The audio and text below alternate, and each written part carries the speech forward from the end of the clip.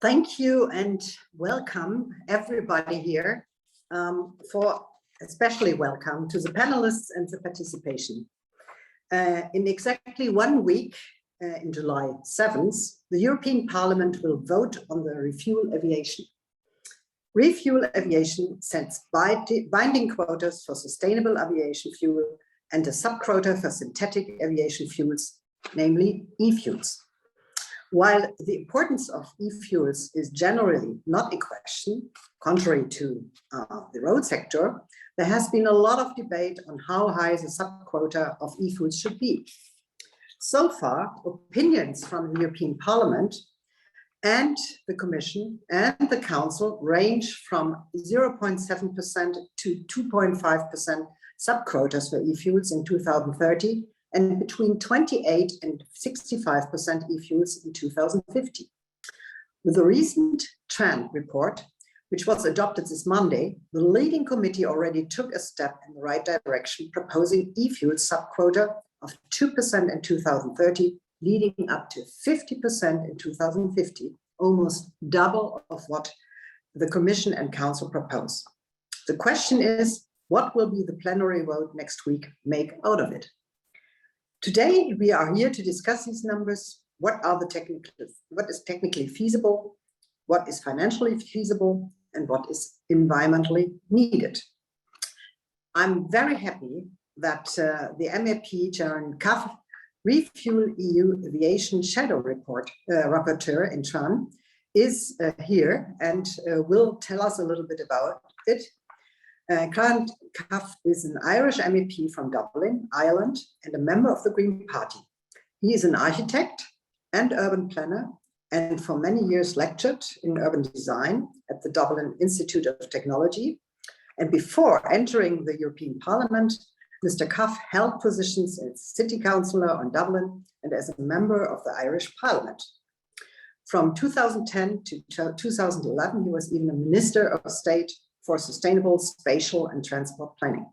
He joined the European Parliament in 2019 and will talk to us now and clear a little bit the situation in TRAN and what can be done.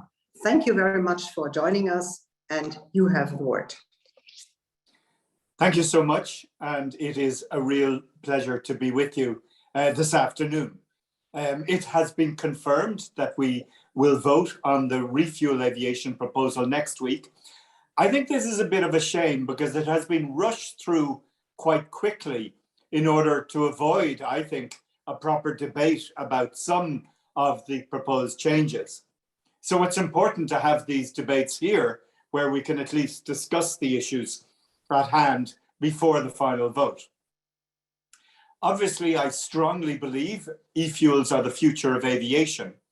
Unfortunately, this is not the view of some in the TRAN committee, which has voted to expand the definition of sustainable aviation fuels to include all kinds of unsustainable feedstocks.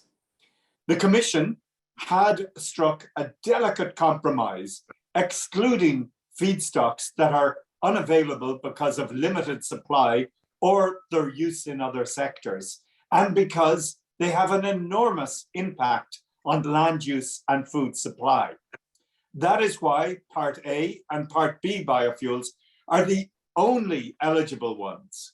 And even with Part B, we know there is fraud and bulking up with palm oil, which is why we know we need a cap, even within the existing proposal. Please note that the Environment and Industry Committees both maintained the Commission definition, and they put a cap on Part B. The Ukrainian crisis shows how dangerous it is to use our land for powering transport, with disastrous consequences for those most in need. Very simply, there is competition between using land for fuel or using land for food. Think of the sheer volume of land that would be needed to power the aviation sector with biofuels. Added to this, the impact of climate change on land use. Look at Italy over the last few weeks, the worst drought in a generation, which is devastating agriculture. And it shows how reckless it is to rely on biofuels for powering the aviation sector or any other sector. That's why it is good news that it looks like the internal combustion engine will be phased out for production in 2035, and that we hopefully close the door on eFuels in road transport, which would have been pure folly. We need to reserve those fuels for hard to abate sectors. So eFuels are the future of aviation, but with the proposed expansion of the definition and no caps, we see that investment will go to the lowest common denominator feedstocks that are unsustainable. It's greenwashing, much like the taxonomy that only serves to distract investment in the most sustainable technologies, such as eFuels. As for the price of eFuels, yes, they may be expensive now, but the greater the supply, the lower the price. And that comes from a clear signal to the market by the refuel proposal. Look what has happened with renewables over the last few years. When we are serious about new technologies, the price falls to the point that they are more competitive than less sustainable alternatives. And the same goes for eFuels. So that's why it's so important that all those present today are vocal about the risk of enlarging the scope of the SAF definition. To do so is unsustainable. It diverts investment from where it is needed, and it leads to reputational damage for the airline, for the aviation industry. The current definition includes palm oil byproducts, intermediate crops, which are often food crops in other parts of the world.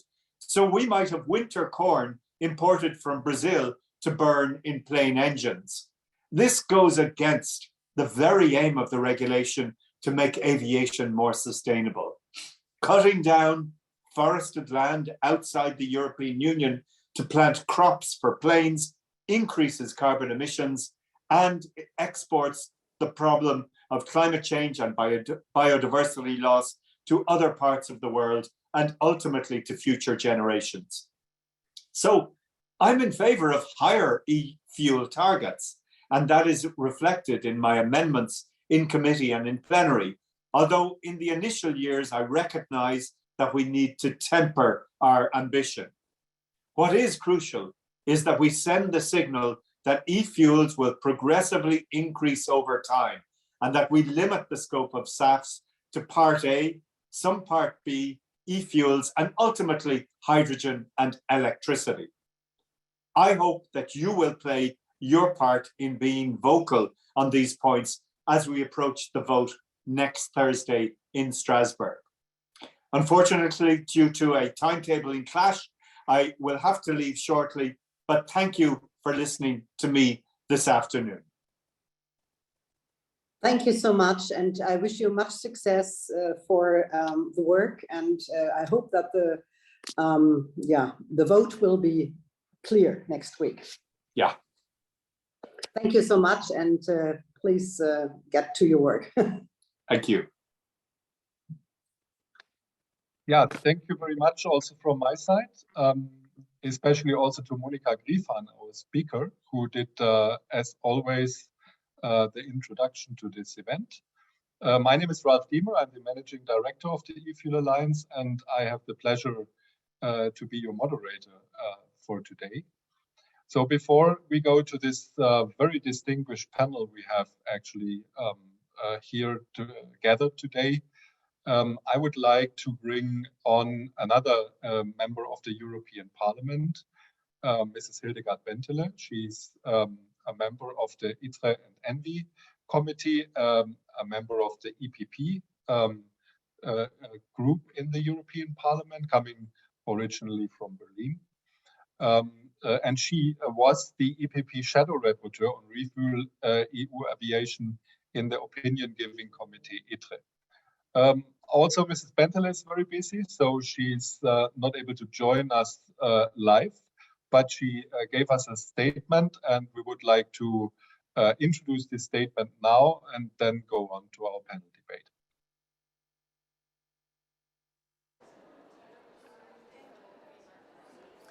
ReFuelEU Aviation is part of the most ambitious legislative climate package of the EU ever.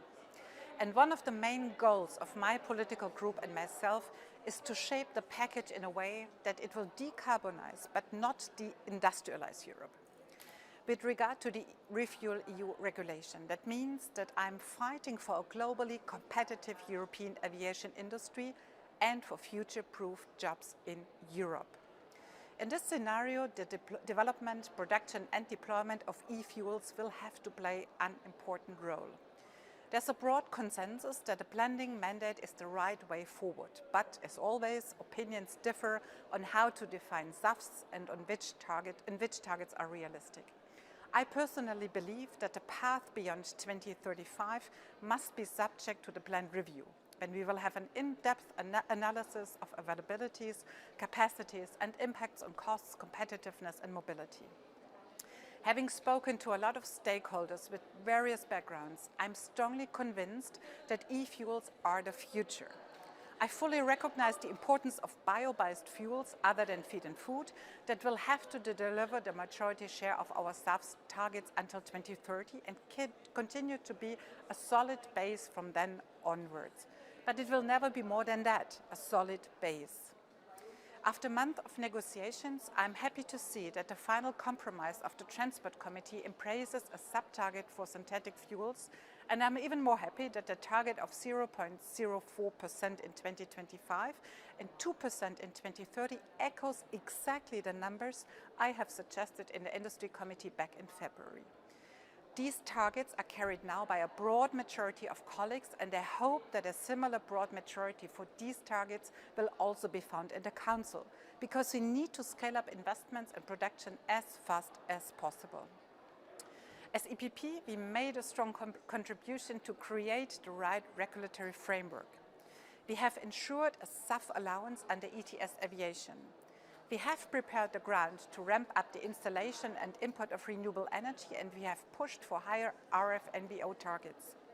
We have ensured that outermost regions are exempted but can choose to opt in, and we have installed an interim flexibility mechanism to allow for building up the necessary infrastructure. Many thanks to the eFuel Alliance and its members for being a trustful partner in this. It is very important to bring these stakeholders together and speak with one voice, from the manufacturers to the energy providers, the fuel producers to the airports and airlines. I believe that only together we can make this challenge work. My excuse is that I cannot attend today's webinar in person, but I hope you will have a good discussion and stay committed to an ambitious European eFuels deployment. Yeah, thank you very much, Hildegard Bentele, for this statement. I think we already got some key buzzwords for the debate we can follow now. First of all, please, if you have any questions, put it into the Q&A. If you want to forward a question to a certain panelist later on, please also mark that in your text, and then I will I will try to pick up most of the questions and bring them forward into the discussion later.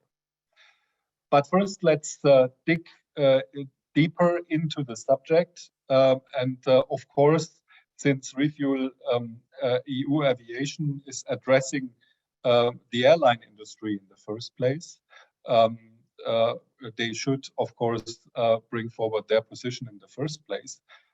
Therefore, I'm very happy that we have Airlines for Europe on our panel. That's the European Airline Association, and especially Laurent Doucel.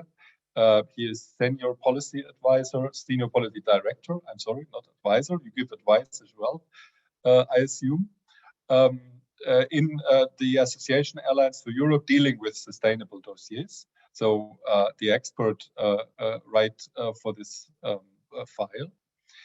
He has quite a long-standing career in political communication. He worked actually also at the Director General for External Trade in the European Commission and in Belgium's Foreign Affairs Ministry. So I assume he's also partly a diplomat, which is maybe in our business not the worst qualification you can get.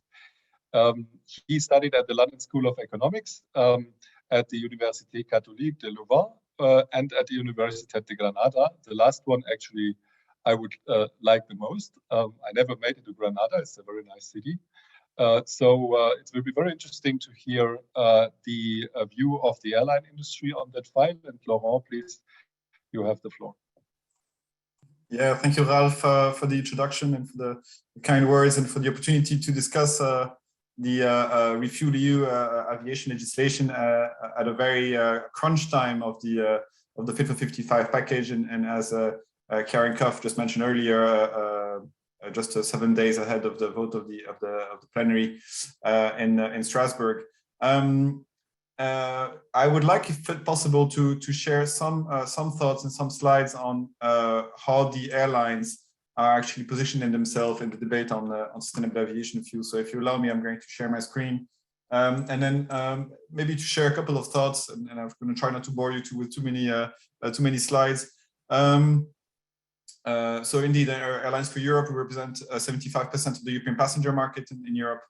You will see our members below on the slides. What I wanted to mention is over a year ago now, the European aviation industry as a whole, together with airports, airlines, air traffic controllers, have come together for the first time in history, in the first region in the world, with commitments to reach net zero emission by 2050, but also reduce the CO2 emission for all flights within and departing Europe by 45% by 2030. That was unprecedented, and this has really driven the start of an exercise that we refer to as Destination 2050, which shows how the aviation industry can align to the Paris Agreement. And in a nutshell, it looks like this. You will have seen here the drop in CO2 emission from the aviation industry. As you can imagine, this is related to the COVID crisis, which we are slowly getting out of. And you see that the end game here at the bottom right of the screen is reaching net zero CO2 emission for the aviation sector by 2030. What is very interesting is that between now and 2030, the big majority of our contribution to the climate agreement will be our compliance to economic measures, the ETS, the emission trading scheme, but also CORSIA, the global scheme. After that period, and as of 2030 to 2035 and then onwards, the largest contribution to our efforts to the Paris Agreement will come from the green wedge you see here, and that's sustainable aviation fuel. It will be closely followed by the use of new technologies, and here we mentioned especially hydrogen. That, in a nutshell, is the main reason why the legislation on ReFuelEU is so important for us. And as you know, there's many challenges. You mentioned some of them, Ralph, about the deployment of the sustainable aviation fuel. In order for SAF to deliver in achieving our contribution to the Paris Agreement, basically we have three challenges. First is the economic viability. Is there a business case? What are the trade-offs? We have to clearly sort the sustainability question. How do we make sure that the production of sustainable aviation fuel doesn't create other problems in other parts of the world? And here, as airlines, we have very clear principles in saying that we don't want sustainable aviation fuel that compete with feed and food production or lead to any deforestation. That's, I think, the last thing that the aviation industry now is a scandal about the credibility of the sustainable aviation fuel. And we need to sort out the supply potential. What I want to focus on just for today is the commercial aspect of it. As you know, the price gap between conventional jet fuel and sustainable aviation fuel, both in their first generation BioSAF, but also for eFuel, for RFNBO, is still very significant. And we still see, whilst we see HEFA, so first generation SAF, coming to a price that can compete with fossil fuel in 2030, 2035, RFNBOs will continue to remain very expensive in the near to medium term. And that brings a big question when it comes to the cost of the ReFuelEU in general. As I mentioned, in the first few years, the way that the legislation has been drafted sees only small volumes in 2025 and 2030, but the volumes would ramp up quite significantly by 2035 and 2050 to become the biggest cost of compliance with the Fit for 55 package at the 2050 horizon. That's the annual cost of compliance for all airlines covered by ReFuel. Considering we're working in a regulatory and policy environment, it's very important that we get the policy right. The main goal of the legislation of ReFuelEU is to create certainty and predictability in the market. And this is important for us because we need to make sure that we create trust in the system and that we focus on quality instead of quantity in the first years of the SAF blending mandate. So we need to be very clear that the targets are reasonable, but also we need to make sure that we don't use illegitimate means to reach these targets. And indeed, we are very concerned about the discussion or the risk that we could see unsustainable feedstocks such as PFAD finding their ways into our tanks. Similarly, we are also concerned that we find the best and the most efficient way to distribute the SAF across Europe. And there, we initially would have hoped to see what we see, for example, within Germany, when it comes to the renewable electricity, is a system of guarantees of origin or a book and claim system that applied across border, across the union. That's for us the most efficient way to distribute the SAF across Europe and prevent creating unnecessary CO2 emission. We also want to focus on price and the cost mitigation mechanism to bridge the price gap between SAF and conventional jet fuel. I think this for us is there's one of the most interesting ideas that we've seen emerging in the past few weeks and months in the European Parliament and the Council is a system of SAF allowances, which can be seen as a pricing mechanism in the fashion of carbon contract for difference for SAF. And that is something that we've been very supportive of, and also we were very grateful to have the eFuel Alliance supporting us on this. What is exactly the SAF allowances? It would meet 7 different objectives. The first one is to increase the uptake of SAF by supporting production and leading to reduction of CO2 emission, but also other types of emission from the sector. It would also mitigate the cost impact and the carbon distortion, in particular where the rest of the world doesn't follow the European approach and the Green Deal approach on many of these this legislation. It creates an additional incentive to produce hydrogen and renewable electricity that are necessary for RFNBOs, because the scheme, as we would see it developed, would also discriminate in favor of eFuels versus first-generation biofuels. It would limit the risk of pricing out certain regions and some certain peripheries or islands of Europe from air connectivity. It's very important that in the energy transition, we make sure that we keep everybody on board and we don't price out certain people out of the decarbonization. And on the commercial market, I think it's also very important that we find across Europe a way to compete against the US tax, a very favorable and generous tax blender system. Both at federal level and at state level in the US, we've seen a number of fiscal supports to produce and use SAF in Europe, in the United States, and that doesn't bode well for the competitiveness of the European SAF industry. So what tool can we find across the EU to compete with what the US is putting on the table, considering we don't have at European level a pan-European tax? And that these are really the main element that we want to see as part of this SAF allowance scheme, also making sure that we don't want to have any impact on the cap and we don't want to distort the single market. There's a big temptation from a number of member states to create fiscal aid or state support at national level, but from an aviation industry perspective, we depend on the single market. We have to make sure that we don't distort the single market necessarily and create a distortion of competition within Europe. And then the last thing I wanted to mention, Ralph, is that the past few weeks have seen very interesting development, both in the European Parliament and yesterday also within the member states. On the 9th of June, the European Parliament voted in favor of financial support of 2 to 4 billion euros to uplist SAF in a matter of contract for difference that would bridge the remaining price gap between the current ETS, 250 euros a ton per kerosene incentive.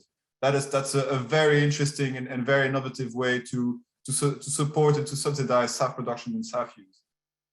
Yesterday, in the middle of the night, you will have seen that the climate ministers have followed some of the European Parliament's development to support a system of 20 million free allowances taken from the phasing out of the free allowances to compensate for the additional cost associated with the use of SAF. That's also depending on the price of the CO2. That possibly is between 2 and 3 billion euros of subsidies for SAF production between 2025 and 2030. And it went even further than that by supporting special SAF allowances to cover 100% of the price differential between SAF and conventional jet fuel for some remote regions, outermost regions, small islands, remote regions of Europe. This is very interesting, and this is certainly a space to watch in the trialogues in the next few second half of the year. I'm going to stop here, Ralph, and thanks again for the opportunity. Happy to take any questions. Thank you very much, Laurent. So it looks like the scheme is about to be built up. So maybe let me give you two follow-up questions, and then we go on the panel. And again, to all in the audience, please, if you have any questions, just write them into the Q&A, and we will pass them through. So my first question would be, maybe you can also give us a little insight into the airline industry you are representing, because I personally, for example, coming originally from the automotive sector, I know that always also inside one sector, the opinions on climate regulations can differ drastically from company to company. It, of course, very much depends always on the business model they are following. So how is the situation there in the airline industry, and what factors may cause these different opinions? I mean, that's the million-dollar question, Ralph. And indeed, as in the car industry, I believe, the aviation sectors and airlines it's a very competitive market, which, by the way, is also good for consumer because it means that they're competing against price and has brought down the price of air transport quite significantly in the past 20 years. The views will differ when it comes to the technology that is chosen. We know that for a medium to a medium haul, so intra-European flights, to make it simpler, there may be some technologies such as electricity or hydrogen that will not be necessarily available for your flight from Frankfurt to New York, for example. So there you may see some differences as to what the choice of technology you're going to go for. And that's maybe a first drive for the differences between the views. And the second element is also that not everybody is exposed in a similar way to international competition. One of the big concerns that we see emerging from the Green Deal is, how do we make sure that not only we decarbonize, but we keep an industry and the competitiveness of the airlines? How do we make sure that to avoid a carbon price at 95 euros a ton or too expensive sustainable aviation fuel, tourists are not going to go on holiday to Antalya instead of going to Cyprus, for example, or go to Morocco instead of going to Portugal. So that's really there, and in this respect about how the EU position itself versus the rest of the world. That's there you will see very different differences. Not all operators are exposed to international competition, and that opens also a next big agenda item for us is how do we make sure that whatever is being discussed now within Europe. Talk about ETS, Renewable Energy Directive, ReFuelEU. How do we make sure that we also mirror this globally? When are we going to start discussion about the self-blending mandate at global level? Is that even possible, in the current geopolitical situation? And these elements, within the sector, not everybody is exposed to that the same way, and that also explains some of the diverging views that you may have referred to. Yeah, I mean, clearly the international competitiveness is a key element of the whole exercise. Very much in your sector, but of course also in other sectors as well, when I think about industry, for example. But actually that leads me to my next question, since most of our viewers, I assume, are flying from time to time by themselves, some maybe even more, not only for business reasons, of course, the ticket prices, and the price is relevant, as you stated. It's part of the competition. But if one assume the package which is on the table right now, and if you project that somehow with the SAF allowances in the ETS on one hand, but also the additional taxation on the other hand, and the mandate for SAFs on the other hand, do you have any prediction for us how this will be shown actually in the ticket prices? Do you have any estimation how much it will be costing for customers to fly in the future? I'm afraid, Ralph, as for every simple questions come complicated answers. It will depend. How many people do you put on your flight? Is it half full? Is it full? Does your flight is your aircraft efficient or not? Just to maybe so without providing you a detail, maybe as a rule of thumb, the Fit for 55 package as it stands. So, and I know in the meantime it has changed. We are talking about it now. Would possibly include 3,000 euros on a flight from Frankfurt to Greece. Now, say, how many people do you divide it to, within the cabin? Is it 100 people? So, for example, on that particular route, you can say an extra 10 to 20 euros per person. But every route is different. Every aircraft is different. Some emit more emission than others. So I think what's interesting is that, you know, the price impact will be there.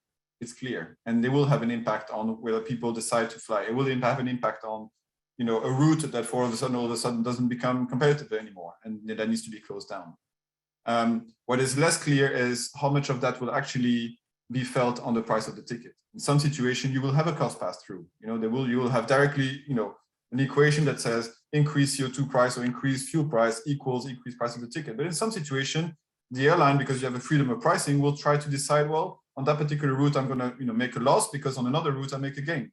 So it's not that simple, but yes, there will be a price impact. As for everything else in the Green Deal, somebody's going to have to pay for it. And if it's not paid through your ticket, you will have to pay it as through your taxes. It will have to come somehow.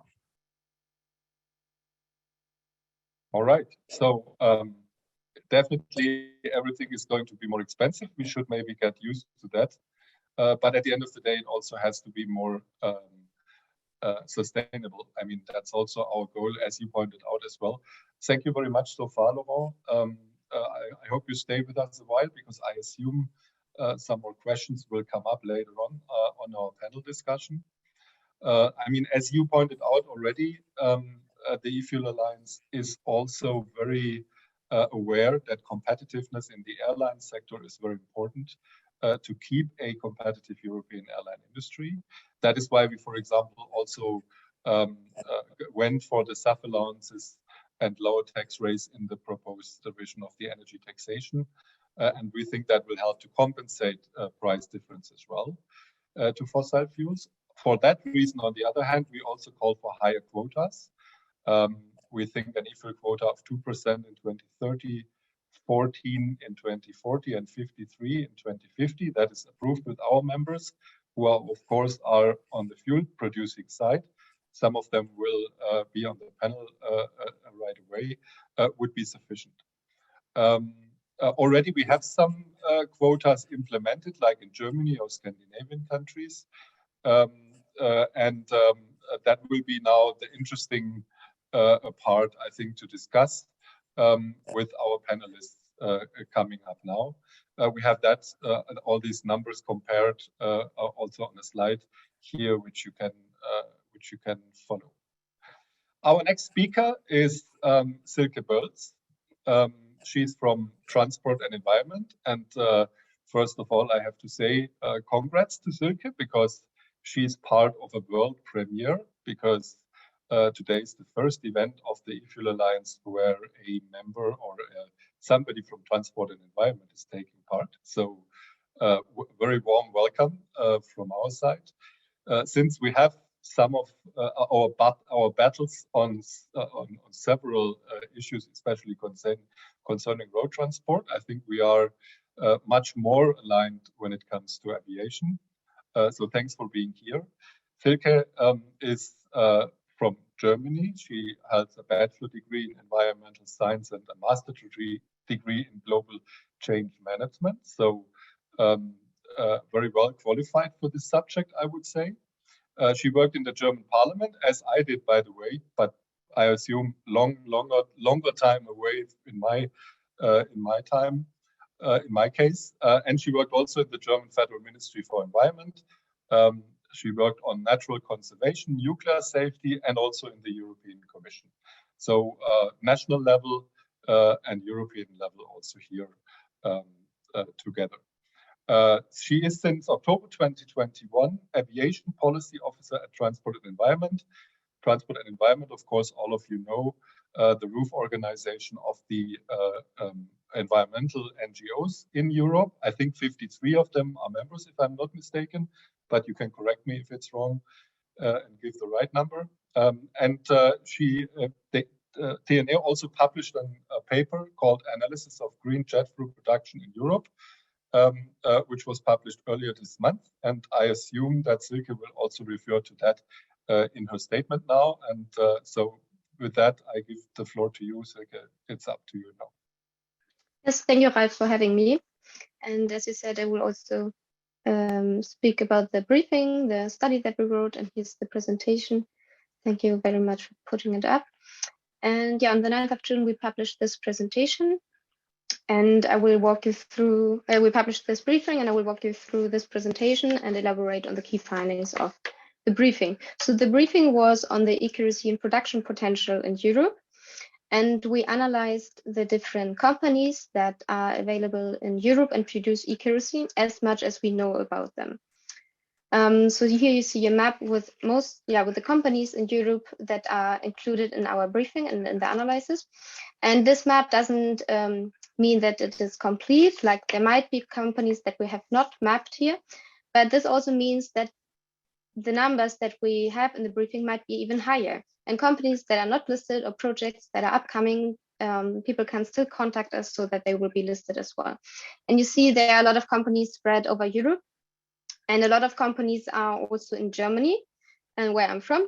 So I think this is a big incentive for the German industry as well to keep this industry branch in Germany and be a know-how cluster for Europe, but also cooperate with other European countries and companies, of course. So what we did is we collected the information from all those companies. I was in touch with them and I made sure we really have the right numbers and that we really have the most recent numbers and that it's only the e-kerosene share, not other refinery products. And we were, in calculating it, we were really conservative. So I'm really sure that this is good numbers and that it provides good overview of the market, of the e-kerosene market, and that we know how much e-kerosene is pledged to be produced in 2025 and 2030 and beyond. On the next slide, we have the line chart. That is the aggregates that we have calculated from the different companies in comparison with the Commission proposal and our request and as well. So we see in 2030, we have an aggregate of 1.83 megatons. That is quite a lot, I think. And we also see that it's a kind of exponential growth. So for 2040, 2050, we can assume even more. So another magnitude that would even not be displayable in this graph. And of course, these numbers highly depend on the political output that we will have next week, because all companies that I spoke to, they confirmed to me that, yeah, they are making the plans, the production plans, and their investors are also in touch with them, of course, but they need those blending mandates, because of course the investor that fund such a plan, such a project, they need to be sure that the product the plant is producing will also be sold. And the companies also, they need to assess the market and the market opportunity. And of course, the market opportunity will grow as the blending mandates are set higher. But also from the political point of view, I really understand that politicians discussing the blending mandates need to be sure that the blending mandates are not too high, because then airlines would risk paying a penalty just because the fuel is not available. Not because they don't want to tank it, but because it's not available. But our study shows that there's enough fuel available. And if politics give a big signal for the market, then production will scale even more and there will be even more fuel. So this should be a really big incentive to have higher targets and to keep the targets that are currently discussed and not lower them in the process of the discussion. So compared to the Commission proposal, which you see in black, for 2030, 0.7, you see that the blue curve is way up and it's much more. So the 0.7% proposal does not give any incentive at all in the market. And you can then just leave it, but the incentive needs to be really higher. And therefore, I'm really glad that the current discussion is about 2%. That's also in line with what we suggest. And there would be even space for having higher targets, as nearly double of it, 1.3 is about 4%. So that would be feasible. And as I said, I expect to be that there is even more production potential out there in the market. And this is a big incentive for having even higher targets. So I want to come to elaborate as well on the political discussions that we have. And on the next slide, I made a small table where you can see in comparison the different goals that we have out there.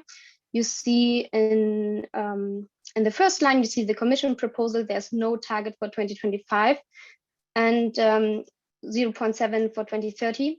And we really need a sub-target for 2025 because this gives a strong signal to the market. And as we all know, it takes some time to scale up the e-kerosene production, and therefore we need to start now. And because there will be enough demand for the e-kerosene aviation market, and therefore we need to start now, because it's a huge task to build this industry and to expand in scope. Then the different committees, they have put forward their proposals. That's already going in the right direction, and we need to not water it down, but to keep this ambition. And then in bold, you see the findings of the study, and it has many-fold more than what's currently discussed. So there's no risk of putting too much burden on the market or on the airlines, so that they have to uptake fuel that is not there, because the fuel is really there. And then for comparison, you have at the bottom of the chart the total demand that we assumed for our calculation. So now I also want to shortly elaborate on the price aspect that was discussed just before me. And I want to stress that, of course, e-kerosene is more expensive than fossil fuel, but I also think that it is a good investment in averting the climate crisis, because any aspect of the climate crisis will be more expensive than deploying e-kerosene. And also the aviation industry would suffer from the climate crisis, for example, because of extreme weather events that, for example, make this flight schedule less predictable, and other causes. And then we have the carbon contracts for difference. That can be a great lever. They were mentioned before. And also there will be a carbon price on the conventional fuels, so the prices will level up in the end. And I think with those measures, we can go some step forward, and the price is not too high in the end. And also, as I mentioned, it takes some time to build this e-kerosene market, and we need to save carbon already now. And I think the solution is not going higher on biofuels. This would be the opposite of what we need, because biofuels have a huge potential to actually have the opposite of what we want, land use change that then again emit even more CO2. But the best solution that we can have for now is demand management. That is flying less. I know that a lot of people in this webinar don't want to hear that, but from a scientific point of view, it's a really good measure to mitigate carbon emissions. Just flying less will also solve the problem that in short term, there's not so much e-kerosene available, because it needs some time to scale. And by flying less, we can help to bridge this gap. And then as time goes on, we also have more hydrogen in the market, and also more direct electrification of planes, for smaller ones, for shorter range first, and then for longer ones and bigger ones in the time that comes. And another note that I want to make, because there were really hot debates in the past days and weeks about e-fuels used for non-aviation sectors. And the aviation sector has a huge demand for e-kerosene, so we should not waste it for other sectors, especially not in cars, because cars are easy to electrify, and it's a better, it has a better energy efficiency. So we need the e-fuels for the aviation sector, and they must not be wasted on cars, please. And then now I'm really looking forward to the questions that there will be. Thank you very much, Silke. Thank you very much for this. We have some direct questions on your study, but since you mentioned it in your last words, actually, because that will be one question I have noted for you as well. I mean, clearly, it's clear that we have a difference on the question where e-fuels should be used, or which market leverage we should use to ramp up industrial production for e-fuels. But this is not what I would like to discuss now. I have maybe a more technical question in that respect. I mean, kerosene you very often produce via the so-called Fischer-Tropsch route. Fischer-Tropsch means that you always produce kerosene, but also some side products, mainly diesel, at least to 30%. I mean, the numbers here differ. The question is, and that's products which basically cannot be used in aviation. So the question would be for you first, wouldn't it be much better and cheaper for the aviation if those amounts of fuels which are, so to speak, byproducts in the kerosene production are allowed to be sold in road transport then? Or where else would you sell them if not in road transport? Thank you for the question. I really agree that it's important to factor in that one as well.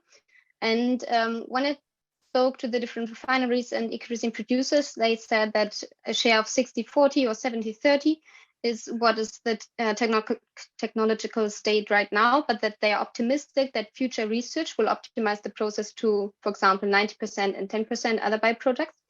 And then, as we saw now in the ENVI Council decision, for the road sector, there is also eFuels allowed in vehicles that are not the normal vehicles, but for example, ambulances or firefighters.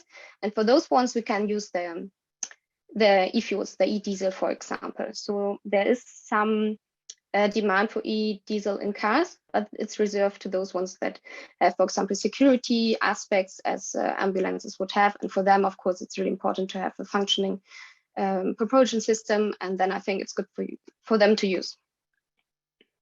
All right, thank you. I would suggest, since we have some few producers on the panel, I would please tell them, just note this fact and what Silke said, and maybe you can reconfirm that later on in your remarks. Just two more questions on your study, actually. The first question was a very practical one. Some viewers have the impression that there are some even regions are missing on your map.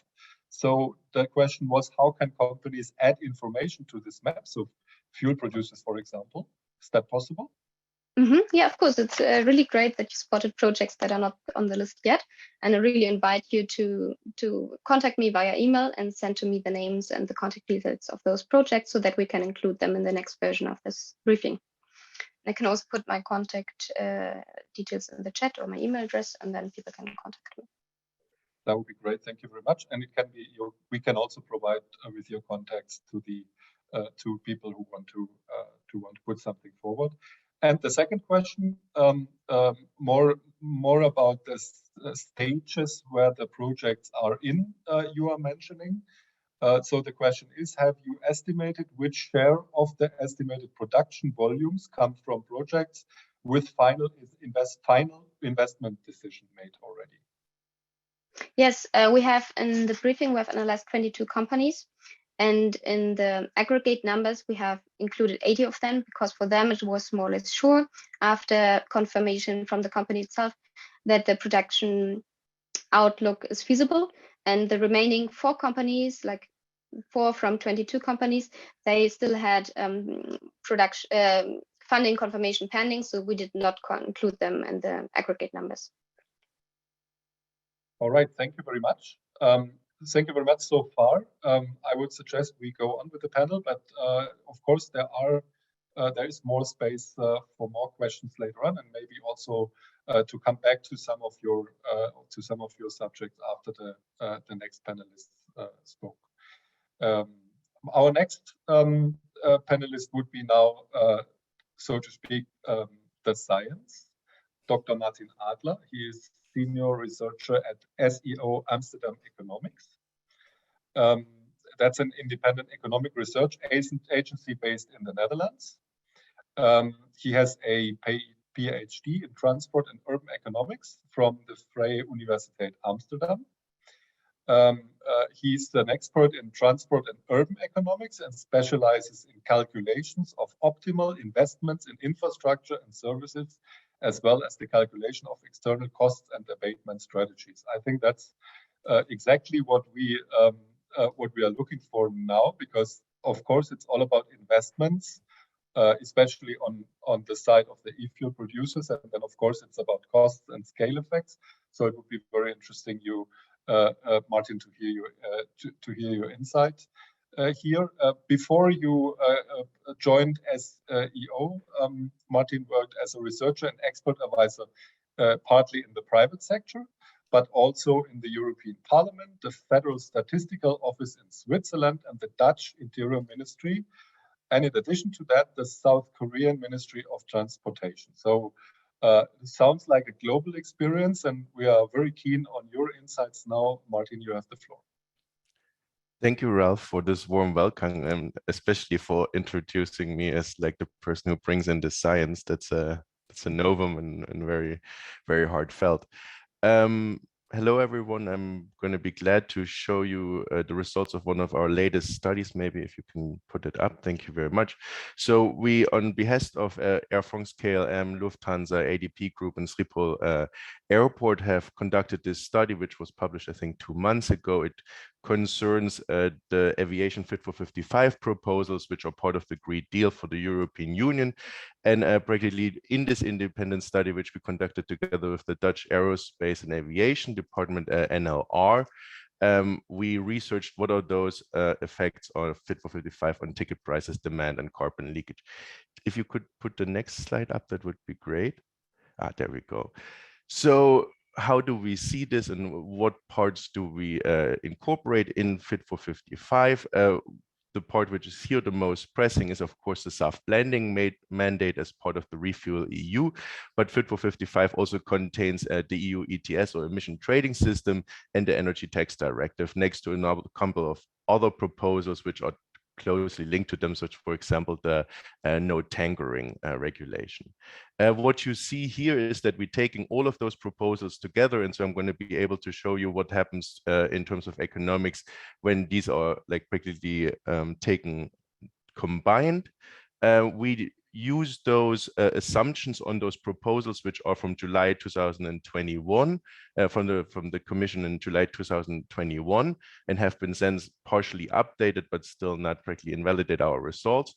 And we combine this with research and forecasting from detailed global flight schedules, airfares assumption about aircraft technology used in different years, and then a scientific knowledge about the consumer behavior. Then we use this information to forecast ticket price changes, consumer demand changes, and CO2 emissions, as well as carbon leakage. I'll take you through those three now in the next slides. Thank you. What you see here, there's various ways of looking at it, and like I would refer you to the study if you find this interesting. But what I want to show here, and which quite highlights it quite well, is if you're looking at the average price or ticket price increase for return flight per passenger for selected airports. And you see here on the bottom is about, I want to say, 10 different hub airports, and we're looking now only at flights leaving the European Union or the EEA. I'll blend out the other flights, and we're going to look at practically throughout the presentation. We're going to only say, like, okay, what's if you want to leave the EEA? And then the question is, okay, how can you fly and directly and indirectly? And you can indirectly fly between origins and destinations, or you can fly directly. And if you adding all of those flights up and look at the average ticket price increase, which was also discussed earlier by Laurent in his presentation, then you can see that for flights leaving the EEA, there is about an €100% surcharge from the Fit for 55 proposals, which are partially explained by the SAF blending mandate and partially explained by ETD and EU ETS. You see at the bottom those hub airports, for example, AMS being Amsterdam, FRA is being Frankfurt. Now, if you look at the left-hand side of the figure, you can see international hub airports such as Atlanta, Shanghai, Doha, Dubai, Istanbul. And you can see that those increases are much lower because then the regulation only applies to flights going to those airports and not on the second leg of the travel, practically going onwards from those hub airports. SAF is one of the major components of those price increases, henceforth this discussion is very fruitful. Maybe if you can now go to the next slide, and I'll talk a little bit about the price impact. So from those prices we have just seen, what happens to passenger demand in those airports? And you can see those airports are still listed in the same direction. That you can see that for airports which have smaller price increases, relative price increases, you have passenger gains, whereas for airports which are intra-EEA or hub airports which are intra-EEA, you see much higher relative price increases, which are then associated with also losses in terms of passenger demand. Those losses are respective to a no policy scenario, so they shouldn't be seen as an absolute loss with regards to the traffic now or with regards to the traffic in 2018 pre-COVID, but these are losses which are happening in terms of growth which would have otherwise been taking place. So hence the aviation industry keeps on growing even on a European level, but at a much, much smaller pace. And some of the growth which would have happened inside the European Union practically then occurs on the fringes of the European Union, because airports which are very close to the EEA but not within the EEA and therefore excluded from the regulation are going to stand to benefit the most. And this is also what you find here. Passenger losses are quite substantial. You see here about growth is reduced by about 8.6 million passengers leaving the European Union and about 110 million within the European Union. But as again, this is with respect to a no policy scenario in 2035. If you could put the next slide up, then I will talk about the emission scenarios. And here you see practically the emissions which are being saved with the regulation and those passenger movements not taking place. You can see that for a large number of those airports, there is substantial savings in CO2 emissions. And also on an intra-EEA level, there is also substantial CO2 savings from those policy proposals. However, maybe before that, you can also see we distinguish here the CO2 savings which are from SAF in blue and the CO2 savings which are from demand. So practically which are driven from increases in price through the other measurements. And you see that the lion's share of the CO2 savings in 2035 come from the SAF blending mandate, making it a very, very important component in the reduction of CO2 emissions. You see, however, that on the left-hand side, you have increases in CO2 at some of those airports, especially Istanbul and Moscow airport.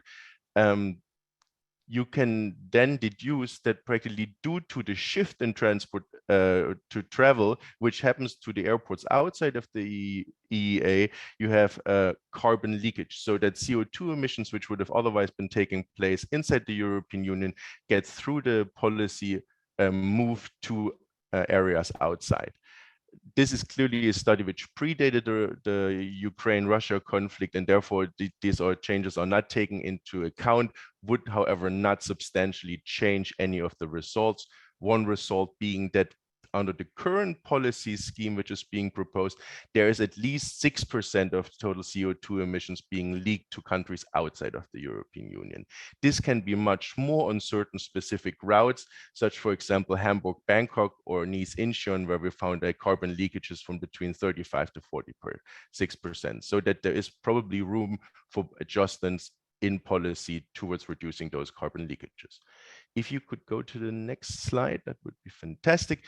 So here we already at the summary. What we find is that practically prices increase, demand adjusts accordingly, traffic is being reduced intra-EEA, but is shifting to some of the airports which are outside of the EEA. Therefore, that comes to certain type of carbon leakage or CO2 emission increases, and this is especially for long-haul routes with strong competition from non-EU countries. Thank you very much. I think this would be it for now. Thank you very much, Martin. Very interesting figures. So I have two questions, if I may, which would be interesting, I think, also for the next speakers who are fuel producers. First question would be, could you elaborate a little bit on what costs you assumed for e-kerosene in your calculations? These are our calculations take place for the time frame between 2030, 2035, and 2050, and the prices are changing in that time, or the cost assumptions are changing in this time.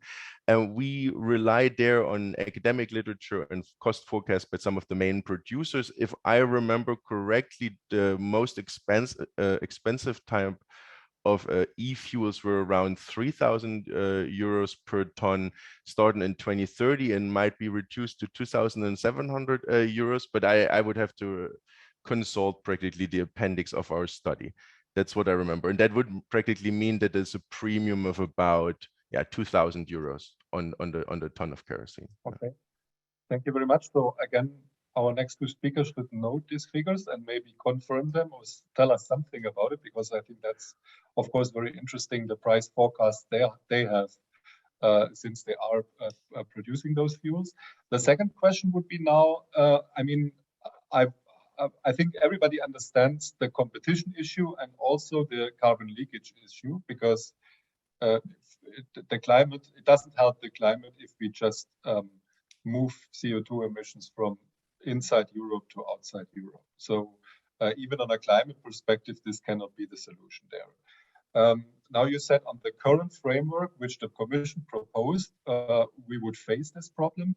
Do you have any recommendations how this should be adjusted that we avoid this problem? Because I mean, one solution would always be the international cooperation, but it's not very likely that we will see that anytime soon, I would say, but please correct me if I'm wrong. And then the question would be, how can we regulate the aviation sector with, for example, SAF mandates, and have in the same time avoided the carbon leakage problem? Yeah, this is excellent questions, Ralph. I wish that international cooperation would be feasible and would definitely be the most cleanest way out of this dilemma to avoid competitive distortions. Should this not occur as is foreseeable at the current moment, or should this not occur as quickly as is necessary, then there is other proposals or adjustments to the proposal, some of them being earlier mentioned by Laurent and being very attractive instruments from as far as we understand. However, this is a very dynamic area at the moment, so that it's very difficult to assess some of those proposals quickly enough in its complexity, because you're always seeing like both a direct adjustment mechanism and an indirect adjustment mechanism where people are optimizing or companies are optimizing over alternatives. And then, so it's very difficult to say if CBAM, for example, would be a better option or a worse option than SAF, at least unless you could look really into the specifics of that.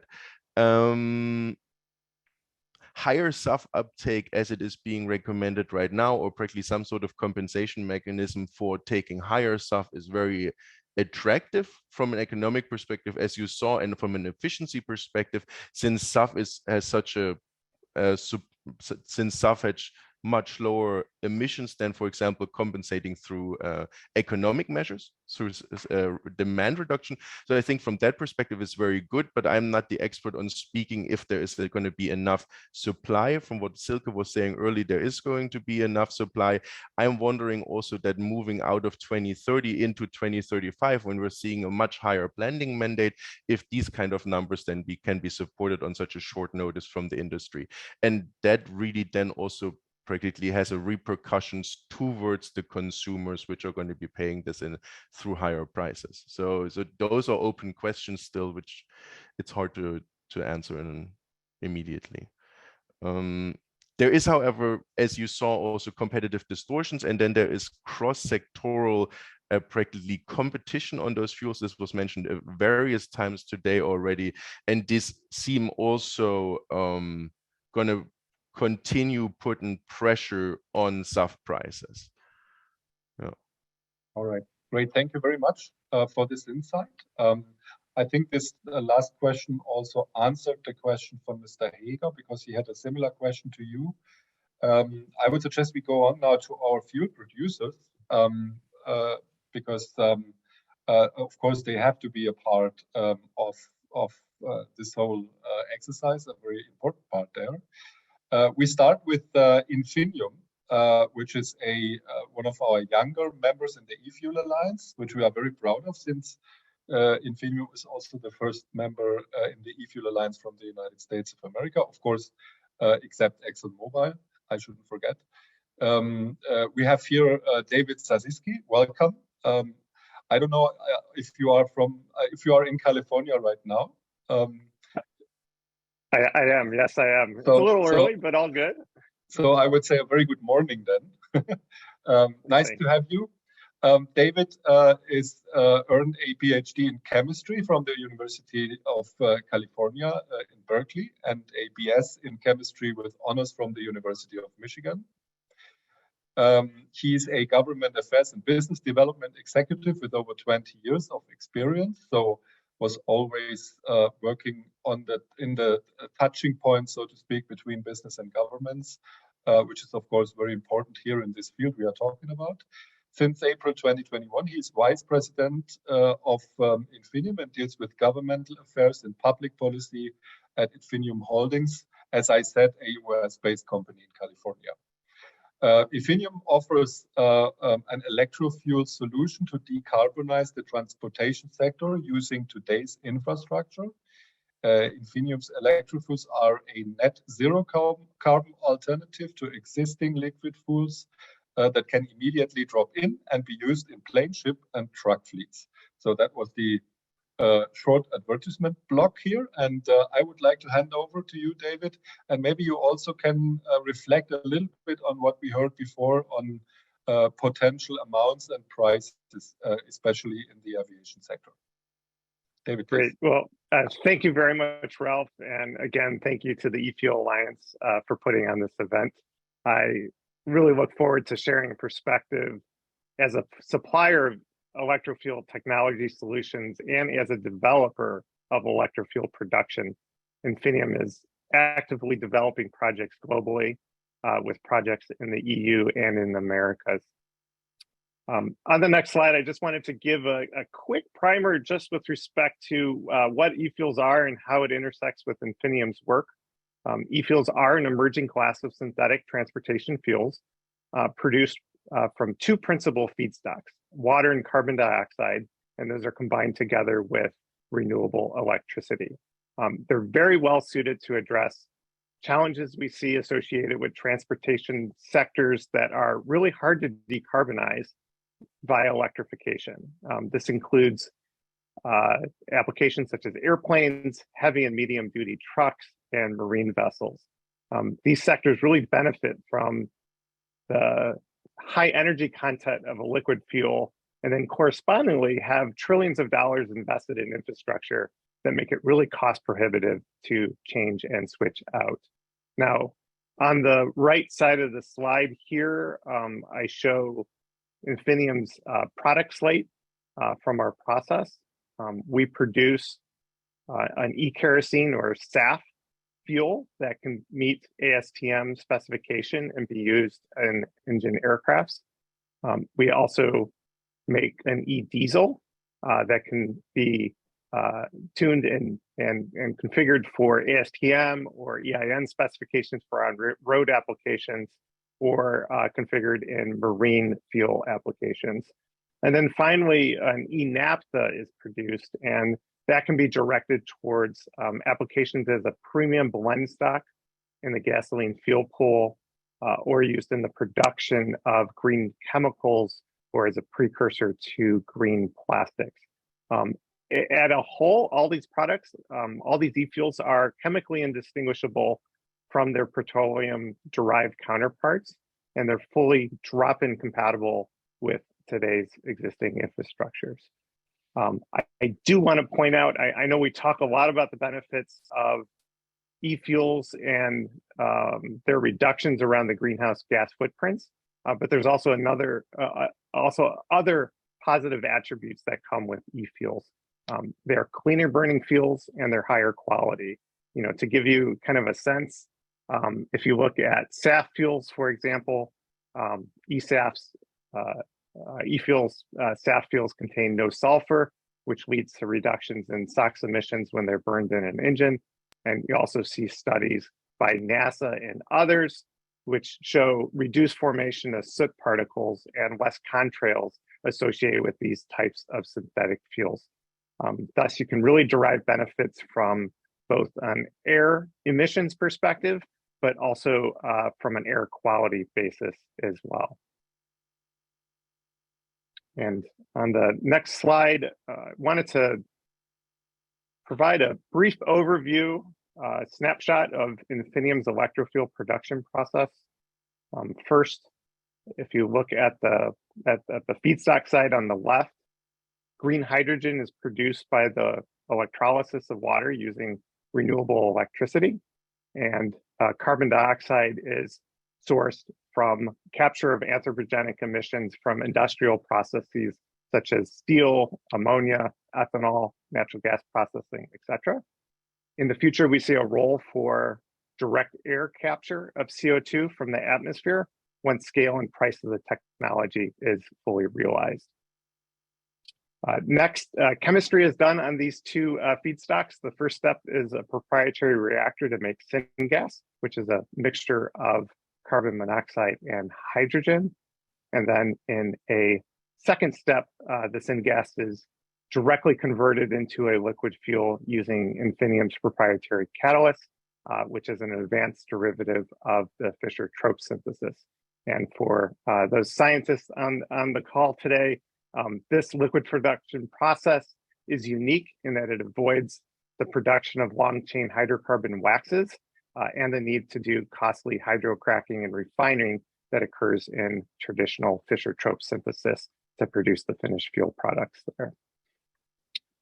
And then on the last slide, I wanted to just kind of frame out and put perspective with respect to the SAF marketplace and the aviation fuel marketplace. I think we really need to keep in mind today, SAF is very much in a very early stage. Today, less than 0.1% of aviation fuel globally is obtained from SAF. And it really underscores the need for stronger policy support for SAF to address really a core externalities, such as the greenhouse gas reduction and air quality benefits that I spoke of earlier. You know, for a long time, there has really existed a policy disincentive for producers to make SAF. And, you know, generally what we've witnessed an approach of allowing SAF to claim tickets without creating any underlying obligation under existing on-road fuel compliance programs.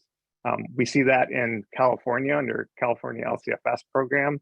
You similarly see that in the UK under the RFTO program, and allowances under RED II provided to member states to incorporate aviation fuel. Now, granted, that landscape is shifting. You're seeing leadership by particular member states like Germany putting in place target mandates for aviation. Notwithstanding, the current approach today, the earlier approaches today taken by many of incorporating these on-road fuel compliance program has met that incentives for SAF are fairly similar to that of diesel fuel. In fact, in most cases, a little bit lower, just given that SAF has a slightly lower energy density. However, I think what you can appreciate, what often is overlooked, is that aviation fuel is actually harder to make given its tighter specifications. And as a result, it takes extra processing and extra cost compared to diesel. And then on the flip side, kind of the double whammy, if you will, the market values diesel higher than that of aviation fuel. So today, if you look at the spread, it's about 7 cents per liter in Europe in favor of diesel fuel. And so you have a basis here where aviation fuel SAF costs more to produce and you get less money for it if you're just looking at a fossil diesel comparator. So as you can appreciate, a lot of producers are more inclined to move their molecules into diesel. And so I really want to point out the importance that as initiatives like the ReFuelEU Aviation and others globally around the world are really pointing to designing specific policy incentives for SAF and putting clear target mandates in place so that we can really rapidly advance SAF in its marketplace. So I think with that, I'll pause with my comments and welcome to take some questions, Ralph. Yeah, thank you very much, David. So I just passed through 2 questions from the audience because they also refer to what we discussed earlier. First question is based on what Silke has said earlier. How much can the production of eFuels be targeted towards only e-kerosene? Will there always be remaining eFuels that will not be usable for aviation? So it's also a technical question, how you see the future. Will we come to a day where you really can just produce e-kerosene? You know, I can talk about where we're at today. You know, certainly Infinium facilities produce our liquid hydrocarbon fuel straight from our process. And today we create a products mix, a base product mix of 70% diesel and 30% naphtha. So this is e-diesel and e-naphtha. And to move it into jet, that diesel fuel is upgraded, if you will, sort of that additional processing that I described into the jet range. So end of the day, you'll generally have a split between those various product types. I think long-term, obviously our interest with strong mandates in place for eFuels will push those technology advancements to maximize the amount of jet produced overall. But, you know, I think there are homes for the molecules, you know, as we look at today, but options for technology advances to really focus and drill down on specific fuel type product production. Maybe one more question on that, and that would be also very interesting to hear maybe also later another comment of Silke about that, because I think that's really one of the major discussions we are having in Europe, at least right now. What the one side, as Silke, for example, says, eFuels will be always, since renewable energy will be, at least in a foreseeable future, a resource which is which has to be, so to speak, rationed, because we will not produce enough. We should focus on using certain molecules for certain use cases in certain technologies. Our philosophy is a little bit different. We say we should look into that from an economic point of view, because in general, renewable energy, if I go from a global perspective, are enough,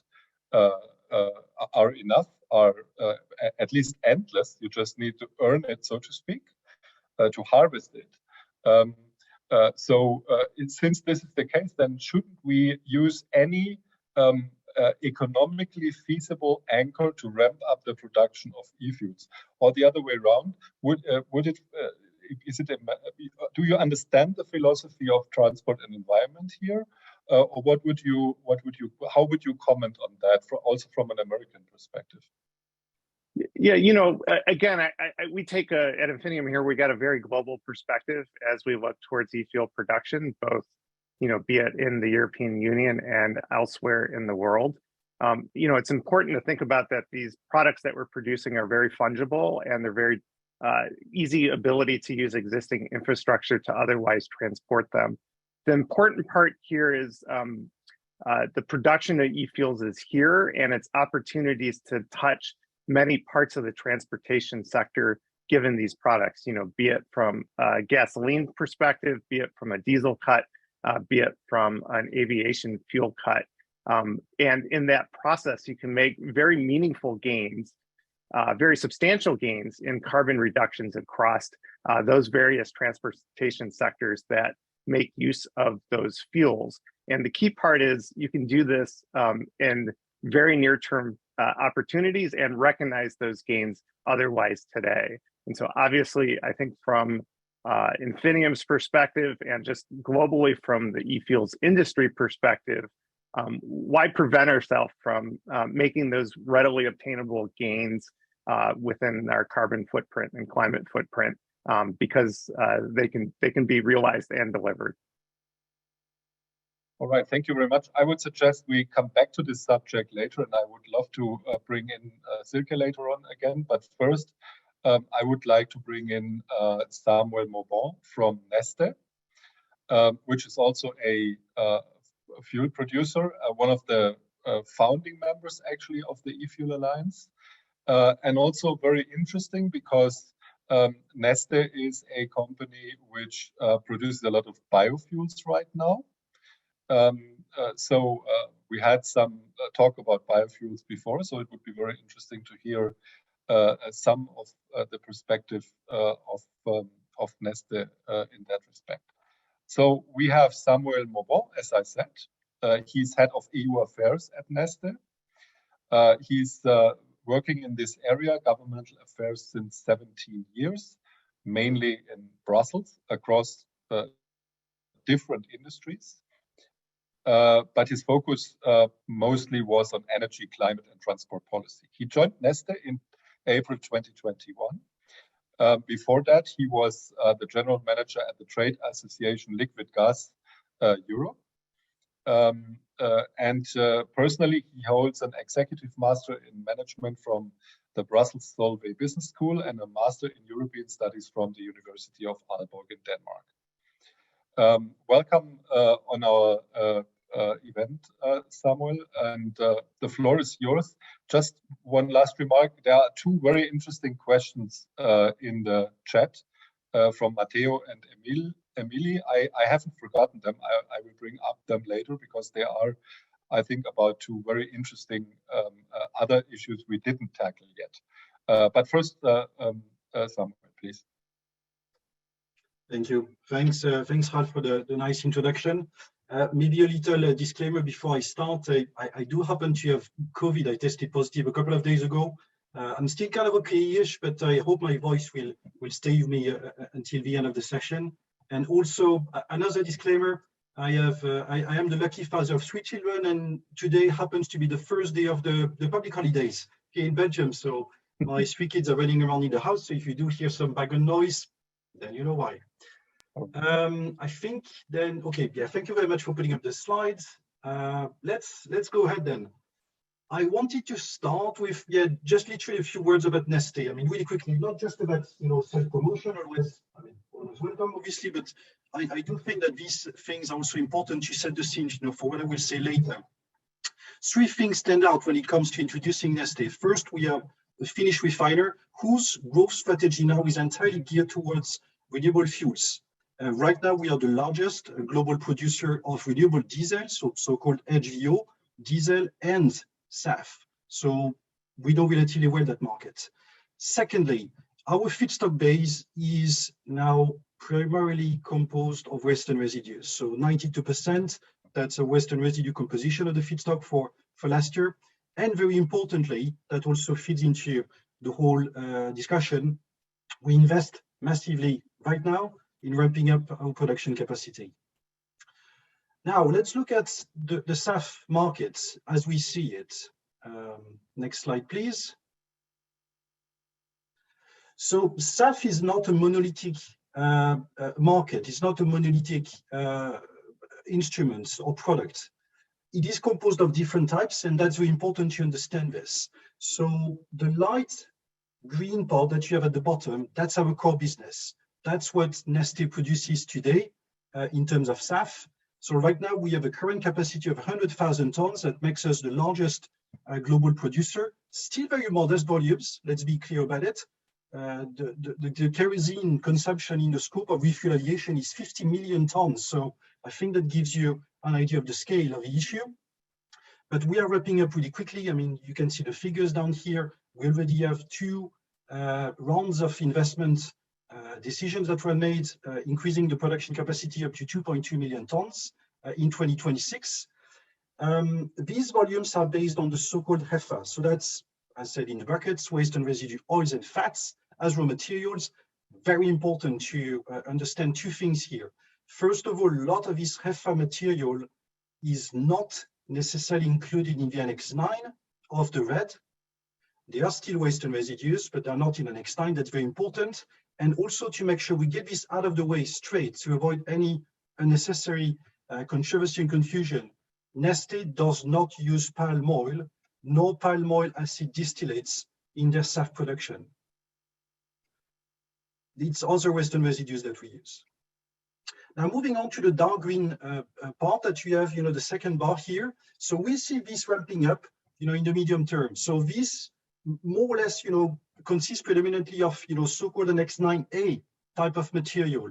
The reason why we see the ramp up, taking a few more years is because these ones, contrary to HEFA, they need dedicated production plants. So it's different, production technologies that we need here. So we would need to build up, separate production facilities compared to what we use today for HVO and SAF. And then will come PTX, eFuels in the longer term. Now, zooming out to the global situation. Next slide, please. As you can see here, so this is, by the way, projections which are not entirely from Neste. These are, it's a combination of Neste estimates as well as, some different sources like the WEF Clean Skies for Tomorrow study. So the future is telling us what? First of all, it's telling us that our core business today, HEFA-based SAF, it will plateau. For good reasons, because waste and residues, at some point, we will reach the ceiling. But that will grow still a lot. You have a capacity of 50 million tons, down to 2050, which is effectively the whole of the kerosene consumption, which is right now in the ReFuelEU Aviation scope. So, I mean, still very, very significant. But other technologies are going to ramp up. And by the way, not just eFuels, which you see at the top of the bar, but you also have a number of technologies, which are some of them, in Annex 9A, some others are not. But that will ramp up due to large availability of feedstocks. So PTX will play a very important role in the long term. The gray part that you see, right above the graph, it's effectively the Neste pathway. So right now, that's where we are. We are still at the small scale, pilot project phase. So we don't have eFuels actually going into the SAF market yet now, at commercial level.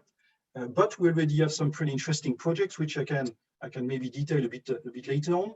We're going to have a proof of concept with more industrial scale, production around 100,000 tons, somewhere around 2027. And our plan is to be somewhere around 500,000 tons when we reach commercial scale, down to 2030. Now, just a few closing words before we head to the Q&A. These are the three things that I really would like the audience to remember. First of all, very important, let's keep our eyes on the ball. The objective is to remove fossil from aviation. That's the core objective. We need to replace them with all possible solutions which are renewable based. That's very important because otherwise, if we start, cherry picking, what is, preferred and what is not, we just end up playing the game of those stakeholders that basically want the status quo. We just avoid replacing fossil kerosene with sustainable, renewable-based solutions. We are starting from zero right now. 100% of aviation right now is running on fossil kerosene. We need to take action here. We cannot just wait for better solutions to ramp up later. Secondly, very important, HEFA SAF, as I said right now, it's all the commercial volumes of SAF on the market. Not just from Annex 9, they will play a complementary role with eSAF. So let's stop this, silly game of saying, one is better than the other, one will stop the other. This is not true. Neste is the living proof that companies out there will want to do both. They will ramp up at different paces. They will come at different prices as well. They will just meet, different markets, but both are badly needed in the long term. So all these ideas of potentially, phasing out at, date X, Y, and Z, certain parts of the sustainable feedstocks, that doesn't make sense because that would hamper investment. Very final word, and hopefully we can touch upon that in the Q&A. We need to have realistic regulatory rules for PTX, for eSAF, starting now because it's a new market. So if we don't have these market conditions, and if we go with potential and realistic or too stringent rules, we will just shrink the potential of having these eFuels on the market. And I've put it in small letters here because nobody wants to hear that. But if the rules, like for instance, some that we've seen from the draft delegated acts that the Commission has put to public consultation recently, if those rules are too strict, well, you can forget about the targets. The targets are meaningless because we would not have the means to actually produce, eFuels and eSAF in the right proportions. So we just leave it here for now and happy to hear your questions later on. Thank you very much, Samuel. Maybe one question concerning your experience as Neste in building up really large-scale production. You already pointed out you are one of the world's leading, or the world's leading producer of sustainable aviation fuels right now. And you are also involved in this Veturi eFuels project, which is running since 2021, which aims to produce sustainable fuels at a research center in Espoo, Finland. The question would be now, based on your experience, what is the time horizon necessary for planning and building larger scale production sites for SAF and eFuels? Mm-hmm. Yeah, well, clearly, I mean, we're taking several years here and using this Veturi, example as a good case. So the decision was made, the project is launched. Right now it's still a pilot project, but what really makes this project complicated for a company like Neste is that we have an awful lot of expertise in the production of renewable fuels. That's what we know, that's our core business. But when you start producing e-fuels, there are all sorts of expertise that we don't necessarily have right now in-house, because you need to combine, different expertise and different market players to make sure that, these projects actually stand together. You have the supply of the renewable electricity, you have the supply of the CO2, you have the equipment manufacturers, the electrolyzers manufacturers, and so on. You have the companies that are really specialized in the synthesis, part of it. Then you have the fuel companies that put them all together and actually have the infrastructure to then put these fuels on the market. So that takes a lot of time, actually, not just from a technical standpoint, but also to make sure we get the right partners at the right time. So right now there's still a lot of question marks as to how far we can really go, but the ambition is really high. At Neste level, as I said, planning on an ideal plan of somewhere around 500,000 tons of e-fuels on the market, for 2030. The little lapses that I've touched on also reminds us that e-fuels are going to be produced in large quantities, not just by Neste, but by a number of other companies. But we need to be mindful that right now we see blooming, different RFNBO sub-mandates pretty much in all different parts of the Fit for 55. And we need to be mindful that not all of them will necessarily go in the same segment, but we need the regulator to keep an open mind to that, because the market will decide in the end. So it doesn't really make sense to start ring fencing different types of renewable fuels for different segments, because in the end, price and markets will decide. All right, thank you very much. And then maybe a second question as follow-up. You talked also in your presentation about the regulatory framework in general. Clearly, there is this ReFuelEU Aviation, which plays a major role when it comes to SAF. But how it is in general? Maybe you can elaborate a little bit on your view, seeing the Fit for 55 package on the table and the several regulations we have there, like Renewable Energy Directive and others, which are, of course, linked together. So maybe in a nutshell, I know it's a wider question, but maybe in a nutshell, what would be your recommendation for this framework? Well, starting with the good stuff, I think we need to praise the Commission, for having done such a good job at, coming up with a comprehensive plan. Because indeed, several speakers said it before me. The plan is relatively clever in the sense that you have, the ReFuelEU Aviation that sets, market conditions, that gives investment security for the companies because of the mandate. So that the market will effectively happen. Then you have a price mechanism with ETS. Then you have the Energy Taxation Directive, which is also meant to play its role. You have then the RED, which obviously is the